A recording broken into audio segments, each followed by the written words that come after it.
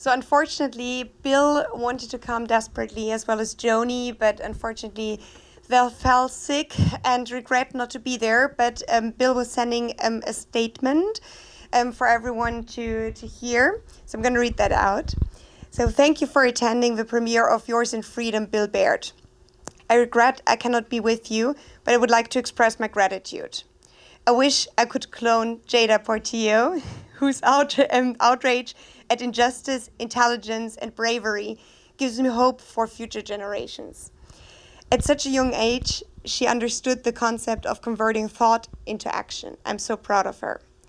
My 60-year fight was never about birth control or abortion. My fight was about individual freedom in whatever form it might take. As I have repeated for decades, no government or religion has the right to impose its morality on you or anyone.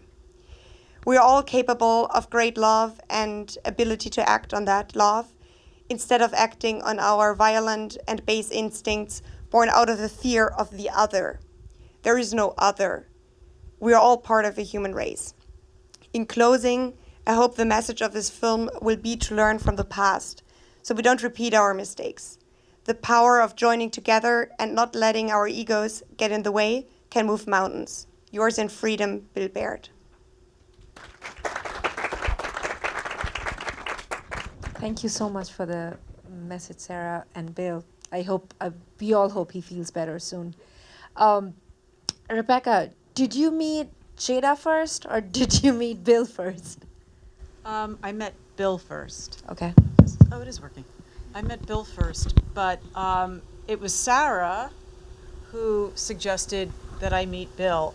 She told me about the Bill Baird story, but I didn't know if he was still alive or, and I really don't do historical films usually. And then she says, no, come to, I'm not going to say where he lives. He doesn't want me to say, but come and meet him. And I thought, okay. So it was really, all of a sudden this car pulls up in the driveway and this man gets out and he's with this older man. And I thought, that man coming in here did all of this, of what you were describing. And I thought, I have to listen to him. And after meeting him, it just blew my mind. Number one, that we Americans don't know our own history, and that he was such a big part of reproductive rights history, and that no one really knows him. And then I thought, oh God, well, and then I asked Sarah, I said, well, there's the past, there's Bill's story, but is he mentoring or talking to any of the young generation, because he fought for the future's rights? And she goes, oh, that's strange, because a young woman named Jada reached out to him. Jada, do you want to expand on that? And then I want to know, Sarah, how you came to know of the story. Yeah. I'm very into research, so whenever I figured out his contact information and I figured out that he was still alive, what's the harm in shooting an email to see if he's willing to work on me on this project? It would help me out so much. And when I got the email, I was ecstatic. I was like, let's get on a phone call, let's talk as soon as possible.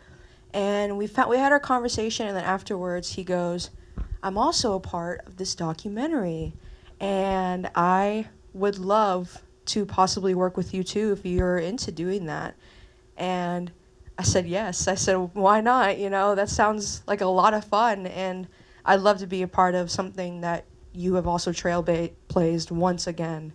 So it was a very easy process. I was very actually surprised on how easy it was to find out how to message him, but I'm glad that that website was still up to this day. It helped me out, and it helped our future out together, and I very much appreciate it. Sarah, time for your story. Yeah, well, it's kind of strange with a story because Terra Mata Studios, we're an Austrian production company, and this is such an American story, even though, of course, it translates universally. But yes, it kind of took Austrians to produce this film with a great American director on American subjects, on American history. But we learned this through a fellow filmmaker who introduced this story, and Walter actually had the courage to take it on despite some pushback that we had. So yes, we definitely feel with Bill, but it was the time for him to really have the story be told. Yes, and Walter, if you want to say something. No, you know, when I heard about the story, I was quite shocked that, and seeing all the archive, you know, that a guy who was a big rock star in the 60s and 70s, he was on the Carson show, he was everywhere in the media, that a media country like the US can forget about somebody, and I thought, you know, we Austrians have to change this, and so we did. Well, thank you. Walter, don't give up the mic yet. I wanted to ask you, in the spirit of allyship, like my biggest takeaway from that film is you have to build your allies if you want to win anything in this world. So I you know, when I first watched the movie, I didn't see the credits. I was like, oh, must be an all-women team. And then to read the credits and read your name, and now I'm hearing that you were the, you know, source of the project. Again, like, what does this allyship mean to you? You know, I really I cannot agree more with Bill Baird. You know, I mean, in my company, there are more women in higher positions, and I never thought about this. You know, I mean, for me, they are not men and women. They are more humans. You know, and this is the big lesson from Bill, that, you know, we are brothers and sisters, and we have to work together. There are a lot of evil people around, so it will need our united power to fight them. You know, you were making this film not knowing what's coming. No one could have known, except Bill, what's coming. Was there, were you done with the film when the Dobbs decision got overturned, or did you feel a certain sense of urgency to finish the film when it did get overturned? Well, you know, what happened to everyone, all of us, was the pandemic, okay? So the film had a trajectory, it was going to get done in 2 years, right? Oh, yeah. And we were going to see how there were so many developments in terms of reproductive rights under attack in different states. And when the pandemic hit, then everything shut. And when you have a 90-year-old subject, you're certainly not going to be going out in a pandemic to film with him. We didn't go down to film with Jada when she went to college. You know, we just didn't, no one was going anywhere. We were just beginning to get the rollout of vaccines, right? And as that time went on and on and on, then what we did was things took so long, we said, we've got to get our interviews done. So T. Grace Atkinson, Randall Terry, Professor Frelick Appleton, those are all remote interviews done in 2021. And things took so long and were so delayed that what came on the docket and what was the decision coming. So we knew we had to prepare because we knew it was coming in June. And we thought, we've got to get that moment. And of course, most importantly for Jada, you know, how was that for you when that hit? We see some of it, but we had to get this moment in your... It was very sad. It was very heartbreaking. I remember that day like it was yesterday, because it genuinely does affect how you have relationships with people. You can't get close with anyone anymore. You can't do the natural thing that life gives you whenever you experience love. You have to sit there and say, you know, I can't comfortably do this, or, you know, if I don't want to start a family soon, you know, it's very hard to continue to have that right. Especially living in a very religious state, it's almost pushed on you that if you want to experience something like that, you need to get married, have a ring on your finger, and then we'll talk about it. And to have something like that appear in your face whenever you thought that your state was going to be very progressive for once, it was such a disappointment.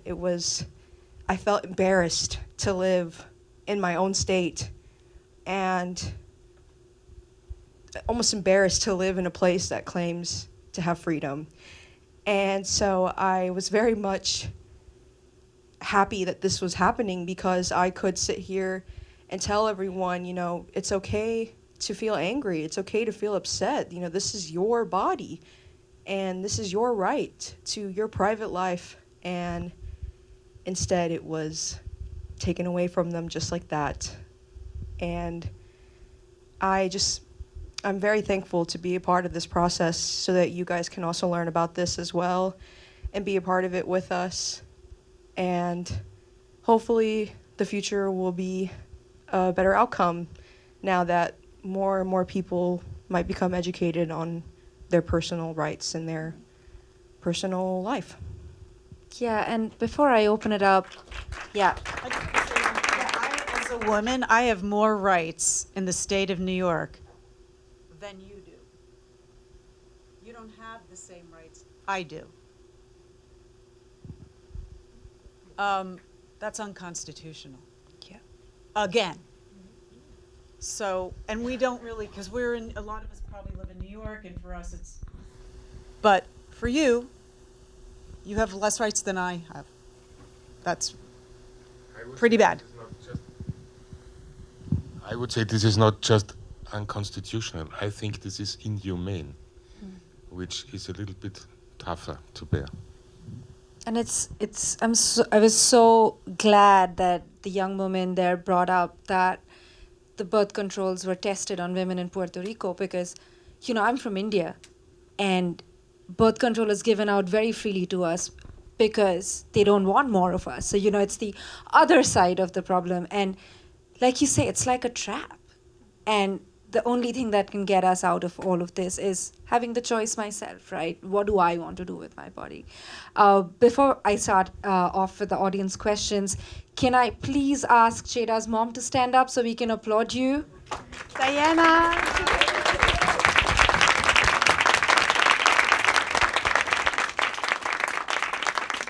Well, thank you for sharing your daughter with all of us. She's ours now. Thank you. Questions from the audience?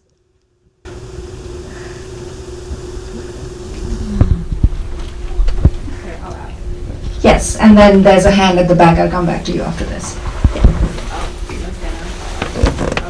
Hi, I love the movie. It was so lovely seeing Bill, 90 years old, and just walking. Like, I thought that was so lovely. Like, seeing, you know, somebody who is from, I guess, like, when you think of reproductive rights and when you think of women's rights, you don't really, like, visualize how, like, you think that women got the right to vote so long ago. No, it was in the 1900s. You don't really see that. It's like, you know, it's your grandparents' time that this was happening. I do research in, like, sexual violence as well as I study political science, and I see Griswold versus Connecticut giving, like, marital privacy, and it was also the ground for basically you have to withstand domestic violence as well if you were in a marriage, because it's marital privacy. Police officer doesn't really come to your house. That is a problem between your household as well. So seeing that privacy being expanded through, like, the court case, I thought that was really interesting. So thank you really so much for portraying that. I guess my question is more, so throughout the movie there was some points where, like, the issues of voting was brought up a lot. So, like, you need to vote and, like, go vote for this, vote for that, like, vote for the candidates that will essentially protect your rights of reproduction and, like, the radical rights of women and reproductive health. So, but when you see that the Supreme Court was nominated, that was from a Congress that we voted for. But that was an issue, as in this woman, like, this justice, she was putting, is now in, you know, the Supreme Court. We didn't vote for that. Like, that happened without our really, not even consent even. It happened right before our eyes, and there was literally nothing we could do for that. That day was devastating. Well, so how would voting help now? Well, I think first, there's voting and there's voting. Number one, you can vote on the local level. If you listen to Pat Robertson, I think this is really important. You know, we take a lot of things for granted. So to vote to us means the presidential election. You have a right to vote for budgets on the educational level. You have a right to vote on your local, who's representing you locally, the state, who's the governor. You want to talk about who your governor? Yeah. I mean, presidents, okay, no, it's get active on all levels. So I'm going to pass it over to you about your governor. One thing I can say, though, about that question is to choose not to be ignorant about who is in your state and who is running in your state. There is no problem asking questions to their face and asking them, what is your priorities when it comes to being elected for my state? It involves researching, it involves things that they donate money to. It's all of it public records to see who they support and what they want to do for their state. And I think it should be taken a lot more seriously. These are people that can make jurisdictions and laws for us. And all because it's based off of one thing that they believe in that, you know, billions of other people in this world don't subject themselves to. My governor is a very one-sided man. As you saw in the film, he acts like he pays attention to you, but he doesn't. He's very much someone that says what Arkansans want to hear, because Arkansans, we do not have the best education system. I think people in New York should really favoritize their education that they get with some of the schools here, because it's very limited in Arkansas. We're based and taught on religion. We're based in Southern beliefs. We're based in man is above women at any single time, which is why we see a lot of men running our country and our state.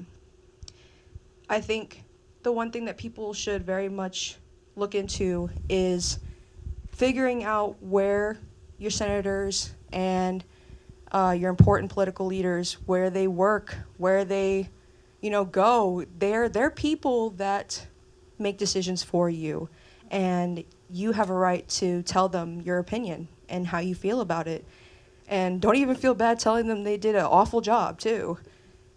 It's something that you are somewhat held to, fortunately and unfortunately, because while one voice can overtower the other, millions of others can be silenced, all because one person has a higher position than you. So very much keep talking about it, keep making people uncomfortable, keep people on their toes about what you and your generation is going to do, because they work for you. You are the reason why they get a check and they get to sleep in their wonderful houses every night. You are their success. So you deserve to tell them what they should and shouldn't do, and provide your research. That's just the one thing, is to just not remain ignorant. Also, I think what candidates, the Supreme Court has now been weaponized, okay? Mm-hmm.